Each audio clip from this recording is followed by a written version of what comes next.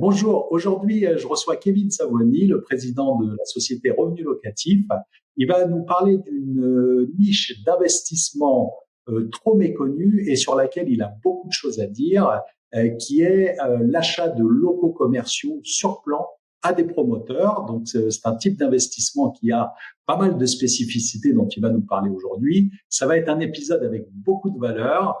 Donc je vais te laisser la parole. Kevin, qu'est-ce que tu peux nous dire sur l'achat de locaux commerciaux, alors en VFA pour les spécialistes ou alors sur plan pour le grand public?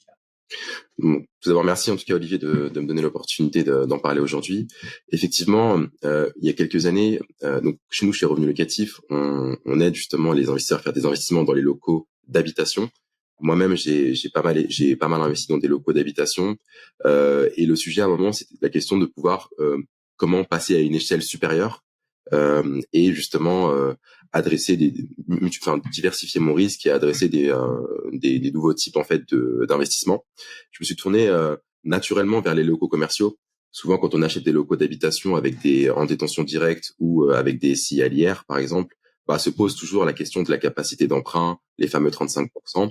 Et donc, j'avais cherché des pistes pour justement m'affranchir un petit peu de cette limite que nous impose maintenant le HSCF. Et donc, j'ai cherché à aller ailleurs. Et naturellement, je me suis tourné vers des locaux commerciaux. Le sujet, effectivement, avec les locaux commerciaux, la première chose classique, c'est encore une fois de se tourner vers l'ancien. Là où nous sommes spécialisés chez Revenu Locatif, mais se pose aussi la question de l'apport. En effet, quand tu fais un investissement immobilier, maintenant il est difficile d'obtenir des financements à 110%. Donc les banques te demandent de faire de l'apport. Donc il faut justement payer les fameux droits de mutation, les fameux frais de notaire. Et quand on achète des locaux commerciaux qui peuvent être à plusieurs centaines de milliers, voire millions d'euros, les apports sont conséquents. Mmh. L'un des premiers avantages, effectivement, d'acheter un local commercial en VFA, donc sur plan, c'est qu'effectivement, on bénéficie des droits de mutation qui sont réduits, comme quand on achète un appartement, et c'est toi le notaire, c'est toi le spécialiste, mais effectivement, Oui. on paye que 3% versus les fameux à peu près 8% lorsqu'on achète un bien dans l'ancien. Mmh. Donc déjà, en termes d'apport, moi, j'avais un deal particulier avec ma banque qui était effectivement qu'elle voulait que je finance les frais les droits de mutation, ainsi que 10% du montant du local commercial. Exemple, si jamais j'achetais un bien immobilier à 1 million d'euros, je te dis ça pour que ce soit facile à calculer de tête, je devais apporter donc les fameux 3% de frais de notaire, 30 000, plus 10% du local commercial, 100 000, soit une somme totale de 130 000.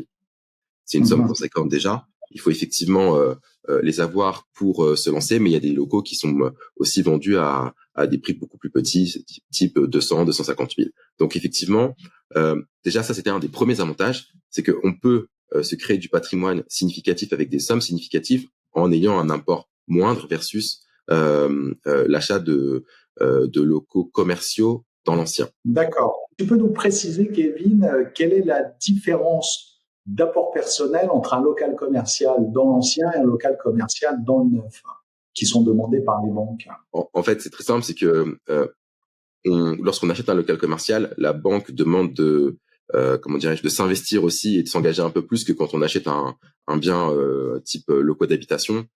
En effet, les locaux commerciaux sont des investissements qui sont un peu plus risqués que lorsqu'on achète un appartement. En clair, quand on achète un appartement, on peut trouver très facilement un locataire. Il y a des centaines de milliers de locataires qui peuvent prendre votre appartement s'il est en bon état et que vous le louez au bon prix. Alors que pour trouver un preneur dans un local commercial ou en tout cas un local professionnel, la cible déjà elle est beaucoup plus réduite. Souvent, quand on a un preneur qui est dans un local commercial ou professionnel, il reste plus longtemps, et quand il y a de la vacance locative, elle peut être plus longue. Donc il y a un peu plus de risques. La banque finalement, elle vous demande donc de mettre un peu plus d'apport. Donc encore une fois, c'est très facile, et même chez nous, Revenu Locatif, on a 90% de nos financements où la banque demande juste à apporter les droits de mutation, les frais notaires, alors que dans les locaux commerciaux, c'est différent. Donc déjà, c'est qu'effectivement, il faut plus d'apport lorsque l'on achète dans un local commercial que dans un local d'habitation. Mais lorsque l'on achète dans un local commercial en VFA, vu qu'il y a un peu moins de frais de notaire, un peu moins de droits de mutation, désolé, moi j'appelle ça encore les frais de notaire, effectivement, il y a déjà une différence de 5%. Quand tu achètes un local commercial, au lieu de 1 million, Bah ouais, Oui, ça compte hein, dans une opération, quand tu effectivement. achètes encore une fois un local commercial, reprenons cette base de 1 million d'euros, euh, les frais de notaire, il y a une différence de 50 000 euros quand même. Oui. Donc c'est une somme qui est quand même significative. Et donc c'est ça qui peut. Et l'objectif, c'est d'enchaîner l'acquisition des locaux commerciaux. Et si effectivement, tout nos fonds personnels, notre apport est consommé dans les droits de mutation ou autres, on peut pas effectivement multiplier les acquisitions. Donc ça c'est le premier point. Ouais. Et le deuxième point, c'est que comment dirais-je, lorsque tu achètes un local commercial, il y a une grosse différence aussi avec les locaux d'habitation, c'est que les durées d'emprunt sont plus courtes. D'accord. Auparavant, on pouvait avoir des financements sur 25 ans dans les locaux d'habitation. Maintenant, la norme, c'est plutôt du 20 ans. D'accord. Et donc, auparavant, on avait des financements sur 20 ans dans les locaux commerciaux. Et maintenant, la norme se tend plus vers du 15 ans. D'accord. Donc, encore une fois, ça veut dire que tu as des mensualités de crédit qui sont plus élevées. Parce qu'effectivement, la durée d'emprunt est plus courte. Donc ça, effectivement, il faut l'avoir en tête. Et on a aussi des taux d'intérêt qui sont plus élevés. En effet, les taux d'intérêt des pros, et habituellement, quand on achète des locaux commerciaux, en particulier dans le neuf, on choisit des SI qui sont assujettis à la TVA. Et on reparlera du sujet de la TVA ultérieurement si tu veux bien. On peut se permettre d'acheter des SI avec des SI non assujettis à la TVA lorsqu'on achète des locaux commerciaux dans l'ancien qui sont construits depuis plus de 20 ans, parce qu'ils sont même eux-mêmes, ils ne sont plus assujettis à la TVA, donc on peut s'en affranchir. Néanmoins, pour la plupart des acteurs, ils choisissent l'option TVA, et vous allez voir qu'il y a vraiment un très grand intérêt à faire ce choix. Ouais, on va revenir, parce que c'est un vrai sujet, la TVA, hein, sur ce type d'investissement. Parce que le nerf de la guerre pour un investisseur, c'est toujours la trésorerie. Hein, c'est ce que tu me disais en préparant l'épisode, effectivement. Donc, c'est très clair. Si on continue sur ce sujet de trésorerie, donc là, j'ai un peu montré les avantages et les inconvénients d'investir dans un local commercial et en particulier dans un local commercial en VFA. Malgré tout, et c'est ça aussi qui m'a attiré vers l'acquisition de locaux commerciaux, c'est ce fameux sujet de la TVA. Lorsque l'on achète un bien en VFA, il est assujetti à une TVA de 20%. Donc encore une fois, si on prend un local commercial qui vaut 1 million d'euros, il y a à peu près 20% de TVA. Donc allez, en caricature, on dit que ça fait 200 000. Et donc effectivement, quand vous achetez un local commercial, la banque, elle va vous financer en TTC. Ça veut dire que vous venez, je dis voilà, bonjour, j'ai un local commercial à 1 million d'euros. Donc bien entendu, c'est un petit peu plus complexe que juste à dire bonjour. Mais une fois qu'elle me finance, la banque va effectivement me financer mon local sur du TTC. Et là, il y a deux types de banques. Il y a des banques qui demandent effectivement, après la livraison du bien, vous avez le droit de faire une demande pour récupérer la TVA. Ça veut dire que j'achète encore une fois un bien à 1 million d'euros, je peux te faire une demande après la livraison pour récupérer la TVA, soit environ les 200 000 euros dans mon exemple, et ça prend à peu près 3-4 mois pour récupérer la TVA. D'accord ?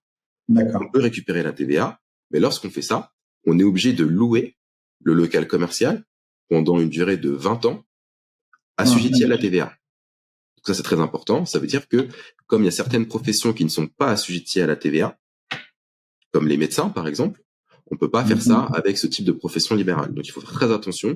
Il faut être dans le circuit de la TVA du début à la fin. Il faut rester dans le circuit de la TVA. Et même si vous vendez votre local à un tiers entre-temps, et encore une fois, tu confirmeras mes propos, il faut que le futur acquéreur, lui aussi, continue à exploiter le local.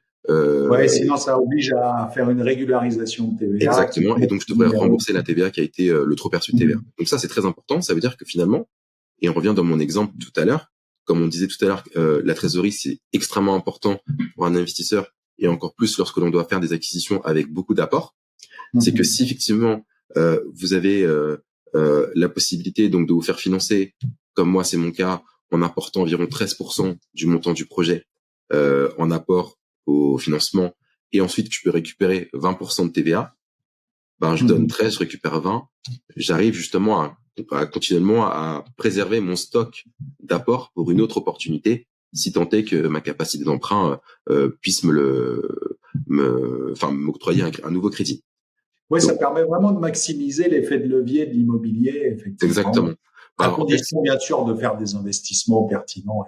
et prudent, hein, bien entendu. Bien entendu, et encore une fois, de pouvoir avoir la capacité de pouvoir lever de la dette auprès de la banque, parce qu'on peut faire un coup, une opportunité, se faire financer une fois, et quand bien même c'est une excellente opportunité, si votre capacité d'emprunt elle est ce qu'elle est, la banque peut ne pas vous suivre ou peut demander d'attendre un petit peu le temps que le local tourne pour voir ce qu'il en est et vous prêter à nouveau.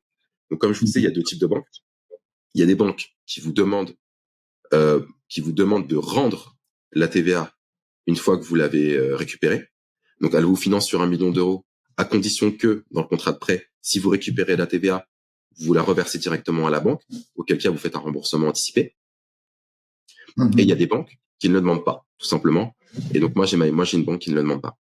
D'accord. Donc, ça me permet justement de continuer à maximiser les leviers et de faire, au début, mon associé et moi, on a finalement mis 100 000 euros chacun d'apport en compte courant d'associé dans une SCI. Et ces fameuses même 100 000 euros, on a eu l'opportunité de les faire tourner finalement plusieurs fois, puisque on les injecte dans une opportunité, on les récupère un petit peu plus tard, on les injecte, on les récupère, on les injecte, on les récupère. Et donc ça nous a permis effectivement depuis maintenant 3 ans de multiplier les acquisitions de ce type au sein d'une SCI qui maintenant fonctionne extrêmement bien. D'accord, c'est très clair. Est-ce que tu peux nous parler un petit peu de la chronologie de l'opération, parce que c'est quand même particulier, hein, l'achat sur plan.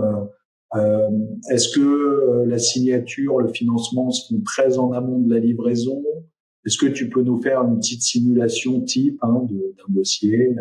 Alors, en fait, si par exemple on se mettait aujourd'hui à prospecter, comment ça se passe? Alors, en fait, il y a des. Alors, je vais te faire la chronologie classique, on va dire, et après, je vais te partager un peu mes tips sur cette chronologie, parce qu'effectivement, pouvoir bien maîtriser cette chronologie, c'est vraiment une clé du succès dans ce type d'investissement. Effectivement, habituellement, lorsque un promoteur lance un nouveau projet, qui va commencer à vendre les appartements, et si jamais il y a un local commercial ou un local professionnel dès le démarrage des travaux. Donc souvent c'est 2 ans avant la livraison que tu peux commencer à te positionner sur un local commercial. Et donc tu signes ton compromis classique, de manière extrêmement classique, tu te fais financer, et puis en fonction de l'état d'avancement du projet, le promoteur peut donc te demander ou va te demander des différents appels de fonds en fonction, tu vois, il y a la mise hors d'eau, la mise hors d'air, la construction des planchers, etc. Donc en fonction de tous ces paramètres, c'est comme finalement lorsque l'on achète un appartement, il peut te demander des déblocages de fonds. Le problème, encore une fois, c'est que on achète des locaux commerciaux avec des montants qui sont relativement élevés, et ce qui veut dire que lorsqu'on se positionne dès le départ très en amont sur un projet, on va devoir payer les fameux intérêts intercalaires pendant 2 ans, et tu vois, ça peut être des milliers d'euros trimestriels, et donc ça c'est quand même quelque chose qui est pesant. En plus, lorsque tu as acheté un local, tu as été financé par une banque, si encore une fois tu veux multiplier les acquisitions et que tu as un local qui est en construction pendant 2 ans, automatiquement ça va te limiter, parce que la banque va te dire que écoutez, votre local n'est pas encore livré, vous n'avez pas encore de locataire, vous n'avez pas encore de rentrée d'argent, et donc c'est difficile pour la banque de suivre l'investisseur dans de nouveaux projets. Ah, on peut le comprendre. Bien sûr. Donc, ça c'est donc voilà, classiquement on signe 2 ans à l'avance, il y a 2 ans de construction, on débloque les fonds en fonction de l'appel de fonds des promoteurs, le promoteur vous remet les clés, et ensuite vous pouvez vous-même les remettre à votre futur locataire. Ça, c'est la version classique, et pour moi, ce n'est pas la bonne façon de faire. En fait, moi, je cherche des opportunités qui sont finalement avec des durées de livraison relativement courtes, et ce pour 2 raisons. La première, c'est que déjà, lorsque l'on détecte une opportunité qui est à 9 mois de la livraison, ça veut dire que déjà entre le moment où on signe le compromis et le moment où on passe chez le notaire, il peut se passer entre 3 et 6 mois sur ce type d'opportunité. Ça veut dire qu'au moment où vous allez vraiment devenir propriétaire, il y aura plus que 3 mois à attendre, 3 à 6 mois maximum à attendre jusqu'à la livraison. Ça veut dire qu'on réduit les frais de notaire. On réduit les intérêts intercalaires. Deuxièmement, le promoteur, souvent, et ça, c'est vraiment la raison pour laquelle je me suis spécialisé dans ce type de niche, c'est que un grand promoteur, je veux pas en citer aujourd'hui, mais peut lancer peut-être entre 5 et 10 nouveaux projets dans une région comme l'Île-de-France. Sauf que eux, ils sont vraiment spécialisés dans la construction d'appartements, de logements, et le local commercial est souvent une requête de la mairie. C'est-à-dire qu'en fait, le promoteur, il préfère vendre des appartements parce qu'il vend plus cher. Le prix du foncier pour un appartement est plus élevé. Il a plus de marge en vendant des appartements. Et souvent, le local commercial, c'est un petit peu le caillou dans sa chaussure. Et donc, on se rend compte que si jamais vous allez dans une bulle de vente, dans un projet immobilier où il y a un local commercial et que vous demandez le prix ou des informations sur le local commercial ou vendeur qui est dans la bulle de vente, souvent, et je te dis ça à 90%, il ne les connaît pas. C'est pas le vendeur de la bulle qui vend le local commercial. Et donc, souvent, c'est vendu un petit peu, je dirais pas sous le manteau, mais c'est vendu par le directeur commercial ou par c'est vendu un peu, c'est pas un marché gris, c'est tout est légal, mais comme ils ont très peu de volume en termes de locaux commerciaux, il n'y a pas un spécialiste qui est là et qui pendant 6 mois à attendre l'éventuel preneur dans la bulle pour un seul local commercial. Ouais, c'est un petit peu le parent pauvre de la commercialisation. C'est un petit peu le parent pauvre, la variable d'ajustement. Et donc effectivement, il faut détecter les opportunités en contactant les promoteurs, essayer effectivement de trouver la personne. Et donc, ce qui se passe, c'est que finalement, à la fin, quand on est à 6, 9 mois de la livraison, je dis pas que le promoteur commence à passer en mode panique, mais il aimerait bien finalement un peu liquider le local commercial si jamais il n'a pas trouvé preneur entre-temps. Et donc, ça nous a permis plusieurs fois d'acheter des locaux commerciaux qui étaient vraiment, je dirais pas un acheté, un gratuit, ça serait abusé de dire ça, mais en tout cas avec des montants de décote hallucinantes. Et quand je dis hallucinante, c'est j'ai déjà eu des locaux commerciaux qui étaient vendus à moins 45% par rapport au prix espéré à l'époque parce que ça se livrait dans 3 mois. Ah ouais. Et oui. Et comme à un moment, on se retrouve dans une époque où les taux d'intérêt sont élevés, donc les investisseurs, les taux d'intérêt et les durées d'emprunt sont élevés. Les taux d'intérêt sont élevés, les durées d'emprunt se sont raccourcies. Ensuite, ça crée une pression sur les prix en fait. Et exactement. Ensuite, il y a un deuxième sujet, c'est que ces locaux-là, ils sont les SCPI ou les assureurs, ils les achètent pas parce que en fait pour eux c'est un peu de l'épicerie, c'est un local par-ci, un local par-là, c'est pas des achats en bloc.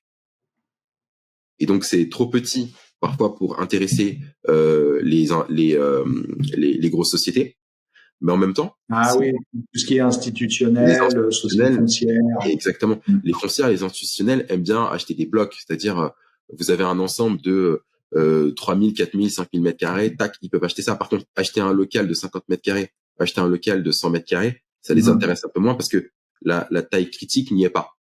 Ouais.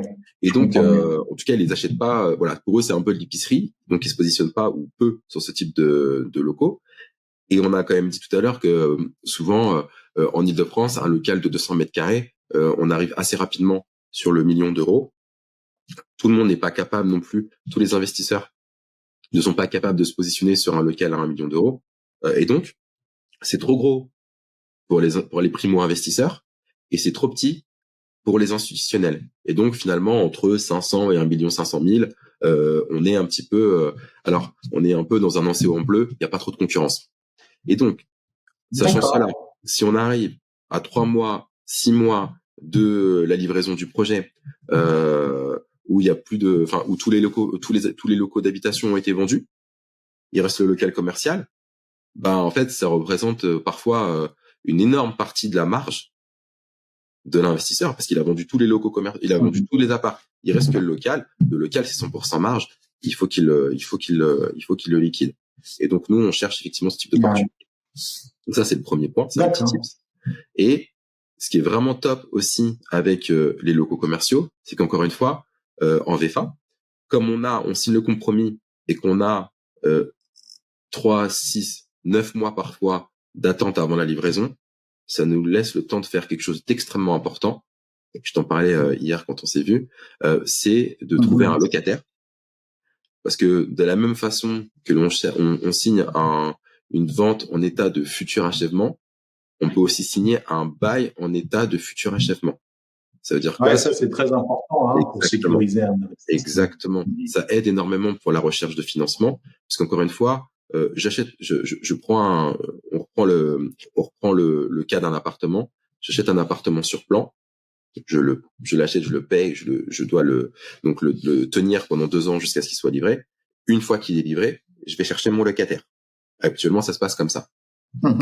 Alors que, encore une fois, les professionnels ont besoin d'avoir un petit peu plus de visibilité dans leurs activités. Et quand tu as une enseigne, par exemple, qui veut se développer sur le territoire national, l'enseigne ou l'investisseur ou le futur preneur aime bien planter son drapeau et se dire effectivement, je vais acheter un local à un endroit comme ça, je bloque l'opportunité. Ça me laisse le temps de faire mes démarches administratives. Une fois que le local est livré, je peux faire les travaux. Et ça, c'est extrêmement puissant parce que pour moi aussi, ça a un grand intérêt. C'est que je m'engage sur un local commercial, donc j'ai besoin de me faire financer. Et quoi de mieux pour se faire financer que déjà avoir le locataire? Quoi de mieux que avoir un locataire dont on a signé un bail notarié, par exemple. Et donc, l'option, c'est ces fameuses BFA, les baux en état de futur achèvement. Quand je vais faire financer mon local, 8 fois sur 10, j'ai eu un bail signé avec mon compromis lorsque je vais à la banque.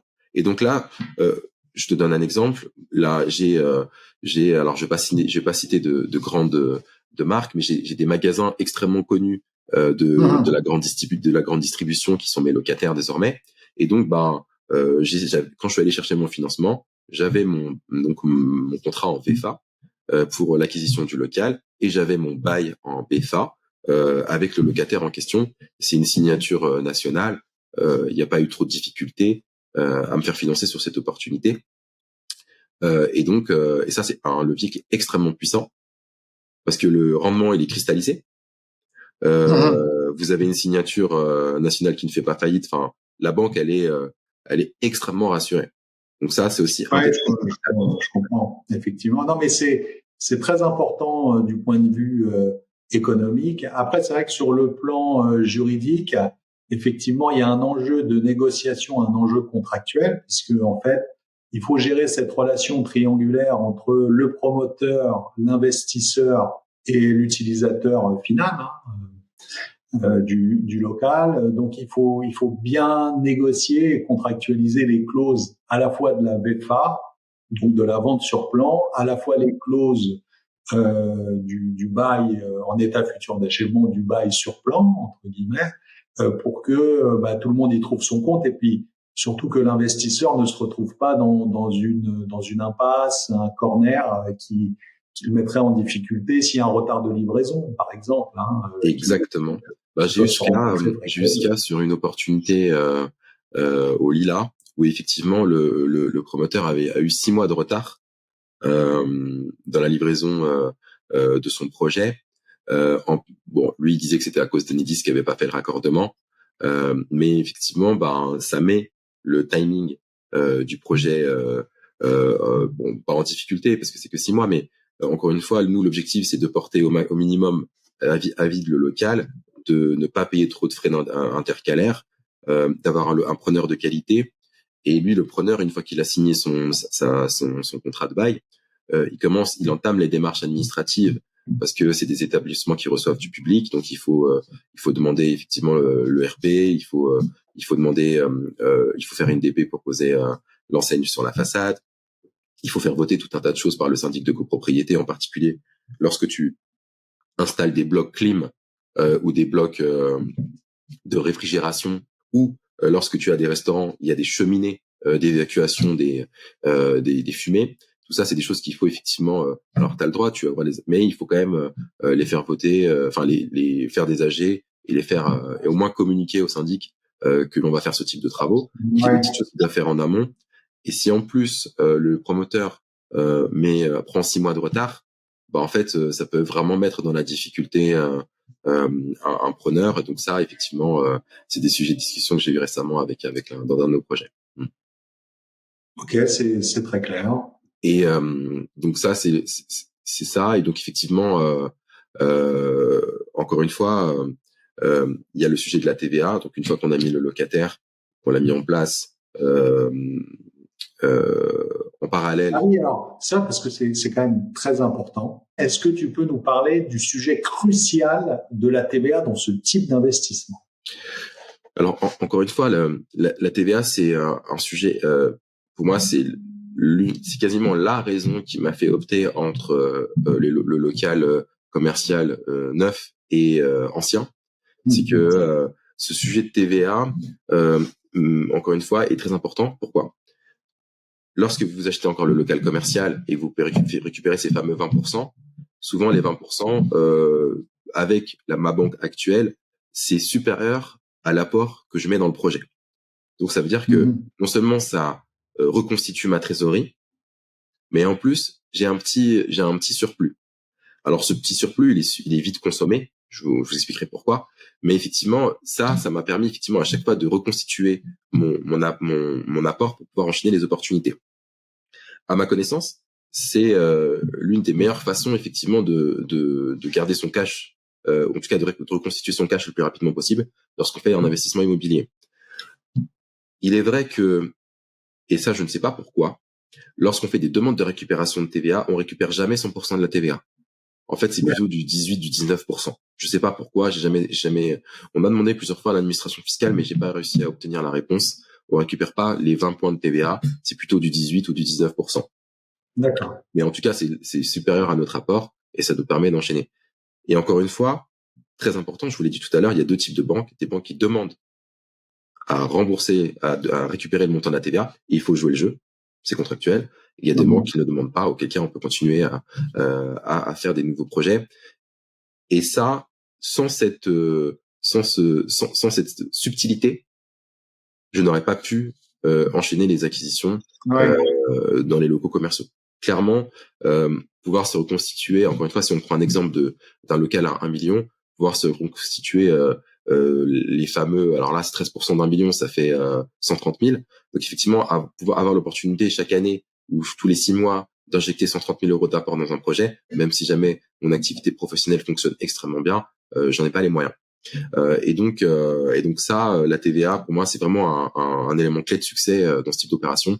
Et c'est ça qui m'a fait opter pour cette niche. D'accord. Alors sur la chronologie, donc ça veut dire que tu constitues une SCI à l'IS, j'imagine. Cette SCI opte pour la TVA, qui est une option parce que c'est pas obligatoire Exactement. dans l'investissement immobilier. Et donc tu récupères la quasi-totalité de la TVA au moment après la livraison. C'est ça, ça se fait pas au fur et à mesure Non. des échéances. On m'a dit qu'effectivement, on pouvait faire une demande à chaque fois qu'il y a un décaissement en fonction de l'avancement De façon fractionnée. De façon fractionnée. Moi, je trouve que ça fait beaucoup de démarches administratives. Et puis, c'est quand même déjà des montants qui sont significatifs. L'administration fiscale peut être ennuyée. L'administration fiscale, elle aime pas rembourser la TVA, même si c'est légal. Et donc, effectivement, nous, on a fait le choix de la demander d'une façon unique à la livraison, après la livraison, pour effectivement faire une seule démarche administrative. Donc là, c'est vraiment, je dis pas que c'est par flemme, mais en tout cas, c'est par souci administratif. Ouais, Quand pour vous avez optimiser ton... voilà, quand vous avez plusieurs locaux en parallèle, il y a un moment, on veut pas sombrer dans la phobie administrative et donc le sujet, c'est qu'on fait une demande unique à la livraison, c'est plus propre. Et puis comme ça, en plus, voilà, c'est aussi un garde-fou pour nous et pour rester discipliné, tout simplement. D'accord, c'est très clair. Après, il y a un autre sujet important, comme je te disais, c'est que moi, je récupère toujours un petit peu plus que ce que j'ai injecté, mais ces fameux 7% souvent qu'on a d'écart entre notre apport et le récupération de la TVA, elle sert aussi à deux autres choses. C'est que on avait parlé effectivement que lorsqu'on porte le local, on a des intérêts intercalaires que l'on doit payer. Donc habituellement, il y a une partie de nos fonds personnels qui sont rognés par ces fameux intérêts intercalaires.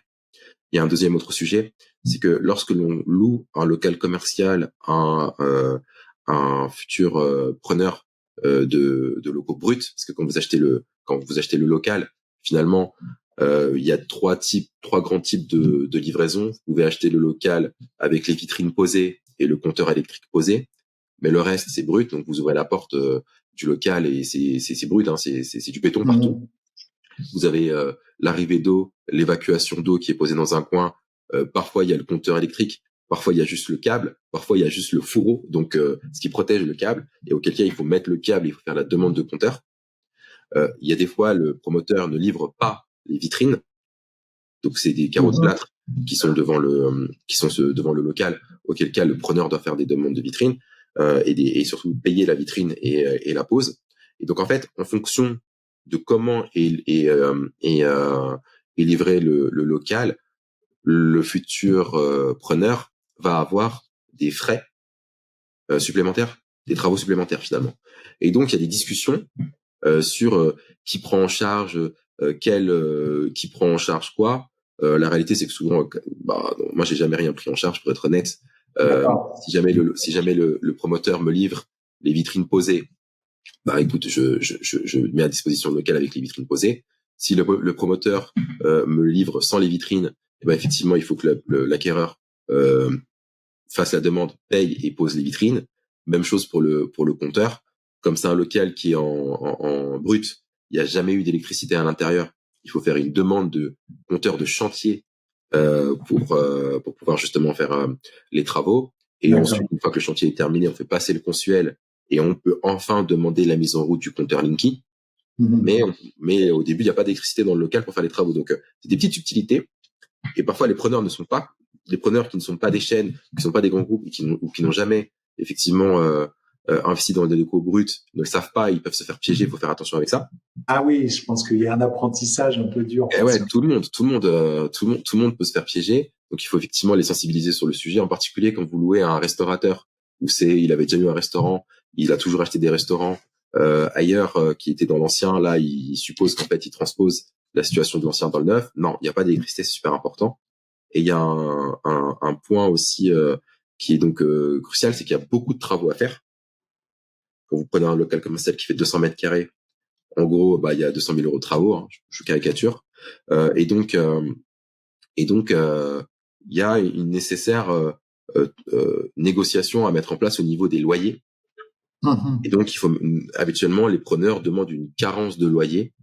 Donc, ils payent pas le loyer pendant 3 à 6 mois. Donc ça, c'est de la négociation pure et dure lorsque l'on signe la VFA.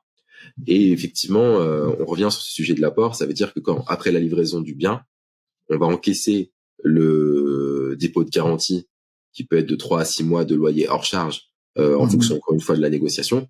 Mais vous n'allez pas percevoir de loyer pendant 4 à 6 mois, le temps que la personne fait les travaux. Et ça aussi, c'est encore soumis à négociation. Moralité, quand vous lancez des projets en VFA ou dans des locaux commerciaux, entre le moment où vous signez le bail, signez le compromis et vous percevez votre premier loyer, quand bien même vous avez trouvé une opportunité qui est à 3 ou à 6 mois de l'échéance, de la livraison, en fait, ça met souvent presque 1 an. C'est long. Donc les premières acquisitions, il y a beaucoup de travail, mais une fois que la pompe est amorcée, c'est extrêmement puissant. Mais tout ça, encore une fois, fait qu'il faut avoir les reins solides financièrement pour pouvoir se lancer dans ce type d'acquisition. Et nous, on a passé maintenant les 3 ans d'exploitation dans la SCI avec plusieurs locaux, proche de la dizaine de locaux commerciaux dans cette fameuse SCI. Et donc maintenant, on a des trésoreries qui sont des cash flows qui sont positifs. On a tout le monde paye, les loyers sont perçus. Je passe très rapidement sur l'intérêt du local commercial, mais habituellement, quand on a un rendement brut dans un local commercial, c'est le rendement net avant impôt, parce qu'effectivement, toutes les charges sont payées par le locataire. Les charges de taxes foncières sont payées par le locataire. Donc le rendement le rendement brut, c'est quasiment équivalent à notre rendement net. C'est extrêmement rentable, parce qu'effectivement, quand on achète un local commercial brut, il est vendu en dessous du prix du marché. Et déjà qu'il y a une décote entre un local commercial et un appartement, il y a souvent 30% de différence. Mais là, comme il est brut, en fait, il est encore vendu encore moins cher. Et quand vous avez un premier preneur qui prend le local, en fait, lui, il va faire ses travaux. Automatiquement, votre local, il prend de la valeur parce qu'il a été aménagé. Alors que vous lui avez mis un local brut. Quand il part, ou si jamais il fait faillite, il repart pas avec ses câbles électriques, sa plomberie et son carrelage. Tout reste sur place. Et donc, effectivement, ce fameux locataire, c'est pour ça qu'il faut l'aider avec cette fameuse carence de loyer. Ah ouais, c'est dans l'intérêt de tout le monde. Ouais, mais oui, il y a ça, il y a le sujet donc de comment dirais-je, parce que comme c'est une nouvelle activité, le temps qu'il se fasse connaître, que les clients arrivent, il peut se passer quelques mois. Il fait une grosse dépense parce qu'il aménage votre local. Et enfin, par contre, il ne paye pas de porte. Il n'y a pas de droit d'entrée. Il n'y a pas de rachat de fonds de commerce. Donc en fait, l'un dans l'autre, d'un côté, il n'y a pas de porte, de l'autre côté, il n'y a pas de rachat de fonds de commerce. Par contre, c'est une création de commerce. Il faut que les clients arrivent. Il a des gros travaux à faire. Et donc, on lui octroie une petite carence de loyer de 4 à 6 mois. Habituellement, il paye ses charges pendant ce temps-là. Donc, les charges de copro, ils lui sont refacturées, assujettis ou non à la TVA en fonction de chacun. Mais nécessairement, il faut toujours avoir un petit peu d'épargne de côté, un petit peu, pour justement pouvoir payer son crédit pendant 4 à 6 mois sans avoir de loyer en place. Ça c'est c'est très puis pour attendre éventuellement le remboursement de l'administration qui peut prendre Exactement. Exactement. Mais une fois que le projet est lancé, que effectivement c'est amorcé, après c'est un levier d'enrichissement extrêmement intéressant, beaucoup plus passif que la location d'habitation, puisqu'encore une fois, quand les toilettes sont bouchées, je ne sais quelle raison, le locataire, il va lui-même régler son problème, c'est son activité. Si jamais il a des sujets, il va les régler lui-même. Il vous appelle pas, c'est extrêmement passif. Après, faut être bien entouré de notaires compétents, d'avocats, parfois d'huissiers. Quand on fait, moi, je fais des états des lieux avec des huissiers quand je remets les clés. Donc, il y a un petit écosystème en fait qu'il faut mettre en place.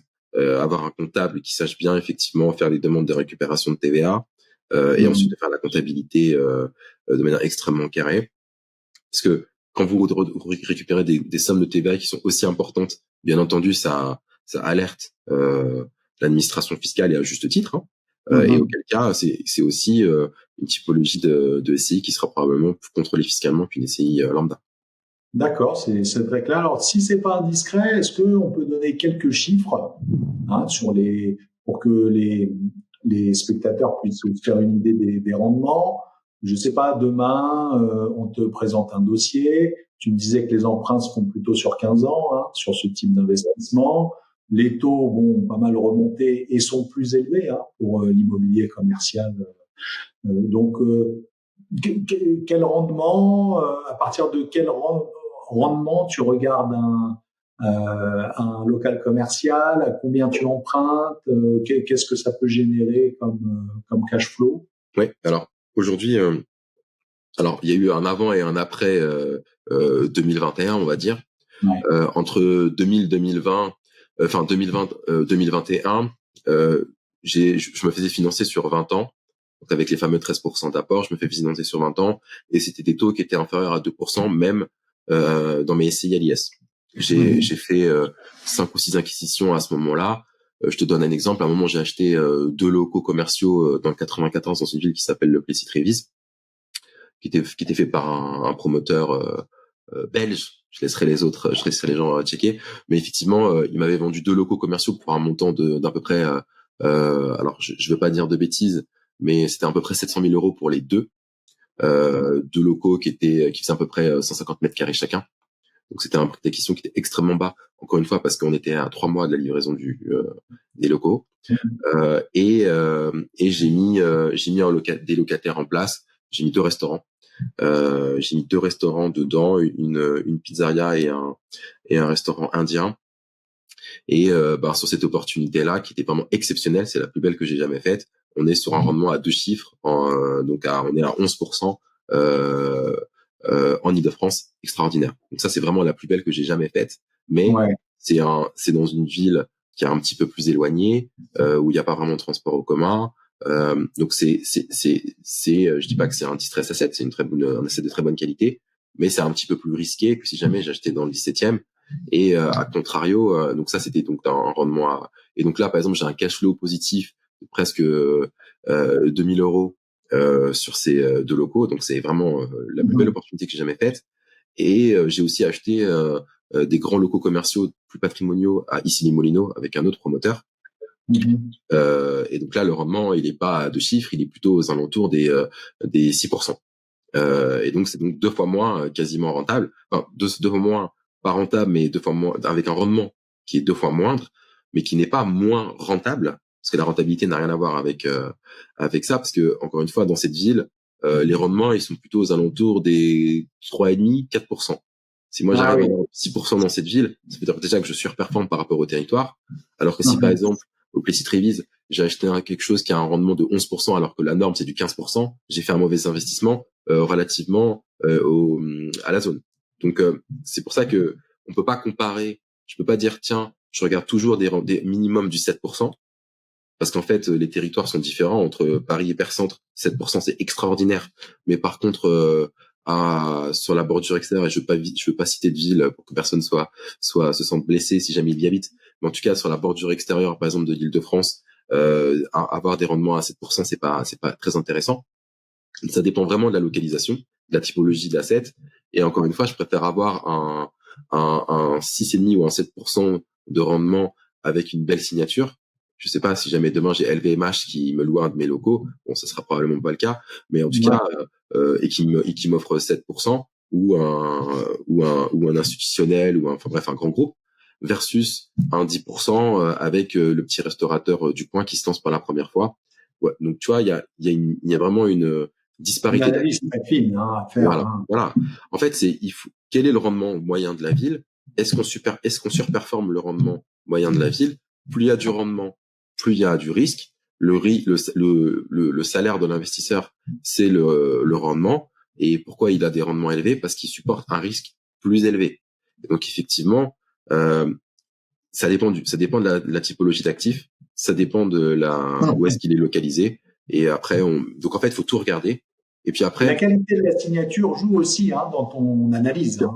Bien sûr, parce que si effectivement je sais que je vais signer un grand groupe, en particulier quand on signe avec la maison mère. Là, j'ai signé avec une boîte de prothèses auditives, et c'est la maison mère qui signe, c'est pas un franchisé. Bah c'est extrêmement puissant. Ça veut dire que là, c'est bulletproof. Il y a peu de chances qu'il arrête de payer son loyer durant la durée de vie du bail. Et donc encore une fois, donc ça c'est extrêmement puissant, ça rassure la banque, ça me permet de continuer à enchaîner. Puis moi-même je me dis, je sais que dans mon risque, même si il m'offrait un petit peu moins qu'un autre business indépendant, en fait la maximisation de la rentabilité n'est pas toujours un critère intéressant, parce qu'encore une fois, plus c'est rentable, enfin plus le rendement est élevé, plus ça veut dire qu'il y a du risque. Ouais. Et dans le critère de rentabilité, il y a effectivement le rendement aujourd'hui, mais il y a aussi une éventuelle vente future qu'il faut prendre en compte.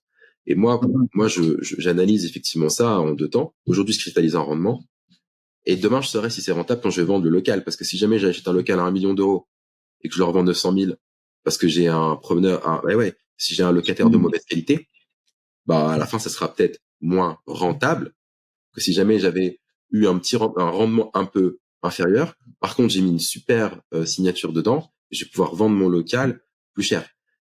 Le local commercial, c'est le prix du foncier, mais c'est aussi qui est dedans. Donc c'est ça qui est important. Et tout à l'heure, on parlait des institutionnels. Si demain, on se constitue un portefeuille d'actifs de plusieurs locaux, voire plusieurs dizaines de locaux, voire plusieurs dizaines de millions d'euros, je ne sais pas, tu vois, je dis des bêtises. Demain, on peut revendre l'intégralité du parc cette fois-ci à un institutionnel, parce qu'il y a le sujet de l'arbitrage. On cristallise du rendement. Donc ça, pour répondre à ta question, avant 2020, on faisait du cash flow positif de manière extrêmement pas facile, mais en tout cas c'était plus facile qu'aujourd'hui. Aujourd'hui, j'ai des financements qui sont sur 15 ans et qui sont proches des 4%. Donc là, peu importe les acquisitions ou peu importe les typologies de locaux que je trouve, quand bien même le rendement est intéressant et que ça sera rentable parce que je les achète pas cher, il y a toujours du cash flow négatif. C'est toujours un cash flow négatif. Et donc, on utilise cette fameuse période dorée près 2000, allez, avant la fin de l'année 2020, donc sur 2019-2020, on a été très actifs. On a fait beaucoup de deals avec des cash flows positifs. Aujourd'hui, maintenant, on fait que des deals en cash flow négatifs, mais en même temps, ça nous permet de rembourser du capital de manière extrêmement massive, parce que sur 15 ans, on rembourse très très fort. Hein. C'est tous les mois, c'est des milliers d'euros effectivement qui sont capitalisés. Et en plus, ça nous permet aussi d'avoir encore un peu moins de concurrence sur ce type d'assets, parce qu'en fait, ceux qui débutent, et j'espère que certains des auditeurs commenceront, malgré tout, ça sera un peu plus difficile que moi à l'époque, parce que moi, j'ai déjà du cash flow positif au sein de cette SCI. Je peux me permettre d'avoir des locaux commerciaux que je peux acheter en cash flow négatif. Là, par exemple, on a acheté un local proche de la Défense à Nanterre. Il y aura 1200 euros de cash flow négatif par mois. Mais on l'achète quand même. Avec les réserves que tu as constituées. Exactement, on compense avec le cash flow positif des autres activités qui étaient dans des actifs qui étaient plus éloignés, avec des plus forts rendements, et aussi un peu plus risqués, avec une durée d'emprunt plus longue et des taux d'intérêt plus courts. Là, maintenant, on achète des assets. Là, il est au pied de la U-Arena, où ils ont effectivement des taux d'un rendement qui sont plus bas, avec des durées d'emprunt plus courtes et des taux d'intérêt plus élevés. Donc là, c'est vraiment, c'est vraiment le spectre opposé qui se dessine. Cool. Mais sans ça, ce local, je l'aurais peut-être pas acheté parce que maintenant, je fais partie des happy few qui peuvent le faire parce que ouais. Donc tu vois, c'est pour ça que pour moi maintenant c'est intéressant. Ouais. Mais c'est aussi plus difficile de se lancer aujourd'hui parce que encore une fois, dans 90% des cas, il y aura du cash flow négatif. Ok, c'est très clair. Alors également, Kevin, là, tu as effleuré le sujet tout à l'heure en parlant du fait que le rendement était lié aussi au caractère liquide d'un investissement. On dit qu'un investissement est liquide quand on peut en sortir, c'est-à-dire le revendre pour après en retirer un enrichissement entre guillemets monétaire à titre personnel. Donc, toi, comment tu envisages la sortie de ces investissements? Alors en fait, il y a deux typologies, on va dire, d'actifs. Il y a des actifs qu'on aimerait garder sur le long terme. Et effectivement, pourquoi pas. Là, il y a le sujet des retraites en ce moment qui est un petit peu qui est sur la table. Quand on achète des biens qui sont financés sur 15 ans, c'est-à-dire que sur 15, au bout de 15 ans, le crédit est fini. Ça passe vite. Ça fait déjà 10 ans que je fais des investissements immobiliers. Et donc, alors il y a des actifs effectivement qu'on veut garder, et il y a d'autres qu'on voudra revendre, en particulier lorsqu'il y a des plus-values potentielles qui sont importantes. Et en fait, nous, on a vu, il y a trois façons de faire à mon avis. La première, c'est que quand vous avez un locataire de qualité, en particulier, là, on a investi dans des locaux qui sont destinés, alors c'est pas encore loué, mais qui sont destinés à des cabinets médicaux. Ça peut être intéressant effectivement pour les praticiens à terme d'acheter leur local, et donc ça peut être une vente assez rapide. On exploite le bien pendant 3-4 ans et puis après on revend le bien au preneur. Ça peut être la façon de faire de manière extrêmement classique. La deuxième façon de faire, c'est de revendre un lot par-ci par-là, de faire un arbitrage sur la commune. J'avais acheté un local commercial à Fleury-Mérogis à l'époque, qui était pas très loin d'un magasin Leclerc. Je l'ai détenu pendant 1 an sans l'exploiter, sans trouver de preneur intéressant. Donc, je l'ai porté pendant 1 an. Et finalement, c'est la mairie de Fleury-Mérogis qui m'a racheté ce local dans de très bonnes conditions.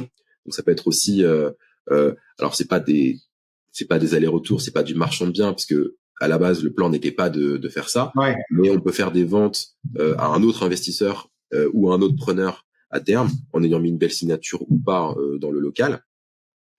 Et on l'a un petit peu effleuré tout à l'heure, c'est de créer des SCI, parce que moi j'aime pas faire une SCI pour un projet.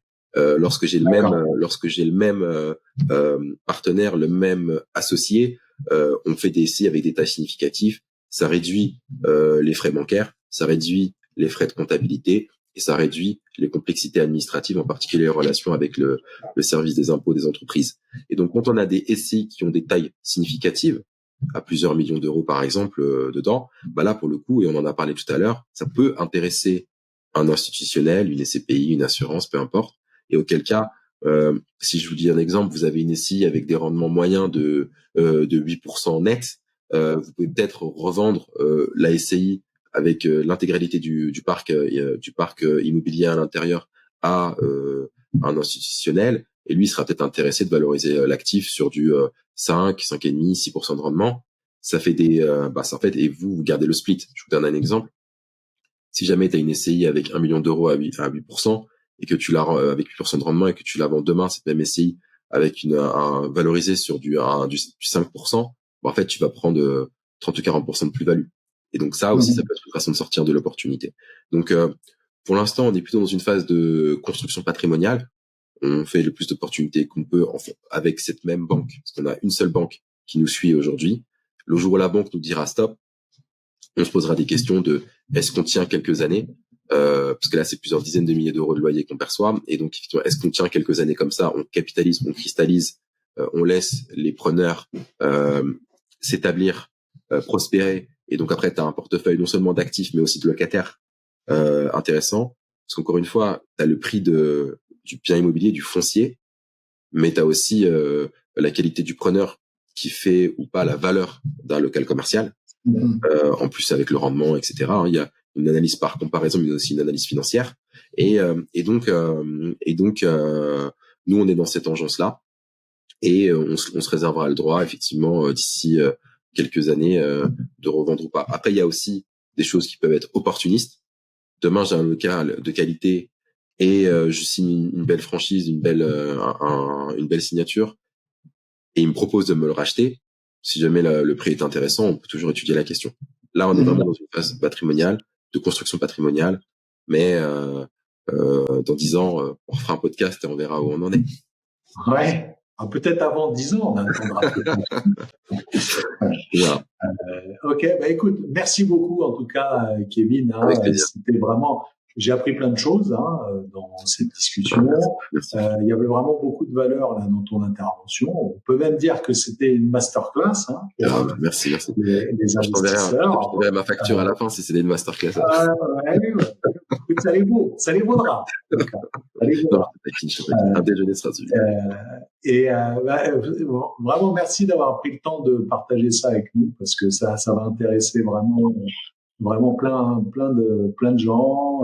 C'est vraiment, t'as vraiment donné toute la valeur que tu avais à en tout cas, merci pour l'opportunité. C'est vraiment généreux de ta part, très honnêtement. Moi, j'aurais juste un mot pour conclure sur l'aspect légal de tous ces investissements. C'est quand même important de donner cet éclairage aussi aux gens qui vont nous regarder, c'est-à-dire surtout l'erreur à ne pas faire, c'est de se focaliser uniquement sur l'aspect économique de ces investissements, et de passer à côté du droit, ou de voir le droit comme une contrainte administrative de la paperasse dans laquelle on n'investit pas ou qu'on néglige, parce que en réalité la valeur d'un portefeuille est aussi liée à la façon dont on l'a structuré sur le plan juridique. C'est-à-dire que déjà, pour le bon déroulement des investissements, il est important de bien contractualiser tous les accords, en fait, pour ne pas, en tant qu'investisseur, se retrouver entre le marteau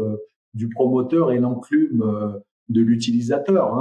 C'est-à-dire que le cauchemar un peu de l'investisseur dans ce type de dossier, c'est de se retrouver avec un promoteur qui n'honore pas ou qui décale de façon importante ses engagements, et une responsabilité qu'on peut avoir en vertu du bail vis-à-vis d'un utilisateur qui va avoir son projet contrarié. Donc, parce que ce sont deux contrats différents, donc il est important de bien les articuler, aussi bien analyser le règlement de copropriété notamment, pour voir l'environnement juridique de l'investissement, puisque certaines copropriétés n'aiment pas certains types d'exploitation, donc il faut être sûr que l'utilisateur sera bien accueilli au niveau légal. Et il y a aussi une dimension personnelle, puisque on n'investit pas forcément tout seul. Donc, est-ce qu'on fait des tours de table? Est-ce qu'on s'associe avec des partenaires? Donc, il faut vraiment des statuts de SCI bien rédigés pour voir comment les décisions se prennent, quels sont les rapports de force entre les différents partenaires qui investissent ensemble dans le tour de table, comment les choses se passent si un des investisseurs tombe malade, n'est plus disponible pour approuver les comptes, par exemple, pour prendre des décisions, comment se passe la gérance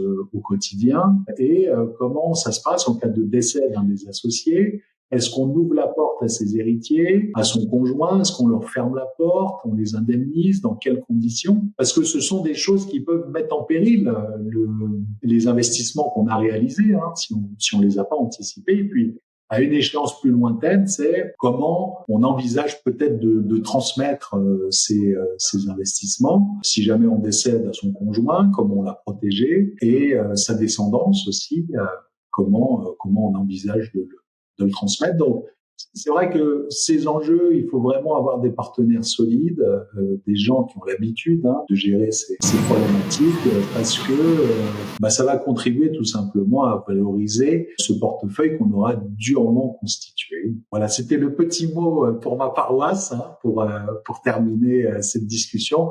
Encore merci, Kevin, pour avec tout ce que tu as partagé avec nous. Et je te dis à très bientôt. À bientôt. Merci Olivier. Au revoir.